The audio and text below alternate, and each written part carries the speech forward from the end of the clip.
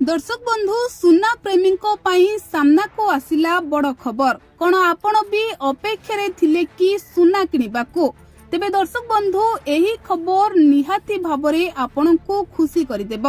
हाँ आज्ञा सुना दर कमिबाकू जाउछि तेबे केते टंका सुना दर कम हेबो आसंतु संपूर्ण खबर उपरे नजर पकाइबा। आपण माने जानिछंती किछि मास हेलाणी सुना दर हु होई वृद्धि पाइबारे लागिथिला तेबे जहाकु नेई सुना प्रेमी माने चिंतारे थिबा बेले सुना किनिबा तो दूरर कथा सुना किनिबा कथा मध्य भाबिले सुना प्रेमी को डर लागुथिला।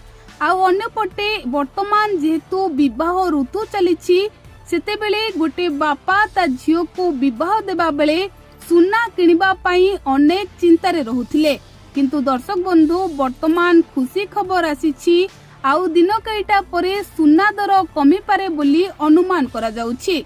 तेबे केते टंका सुना दर ह्रास पाइबो आसंतु एही वीडियो उपरे नजर पकाइबा। तेबे अर्थनीति सर्वे रिपोर्ट रु एक अनुमान करा जाइछि शुक्रवार अर्थ मंत्री निर्मला सीतारमण संसद रे 2024-25 आर्थिक वर्षर इकोनॉमिक सर्वे रिपोर्ट उपस्थापन करिसंती। एथिरे 2025 रे सुना मूल्य ह्रास हेबार संभावना रहिछि बोली कुहा जाइछि। कमोडिटी मूल्य रे 2025 रे 5.1% और 2026 रे 1.7% ह्रास हेबार रिपोर्ट रे अनुमान करा जाइछि। सर्वे रिपोर्ट अनुसार मूल्यवान मेटाल और मिनरल्स मूल्य रे ह्रास हेबार संभावना रहिछि। मूल्यवान मेटाल रे सुना मूल्य कमिबार संभावना रहितिबा बेले रूपा दाम बढ़ी पारे बोली कुहा जाउछि। तेबे एहार मुख्य कारण हेउछि लुहा और तंबा मूल्य रे ह्रास हेबा।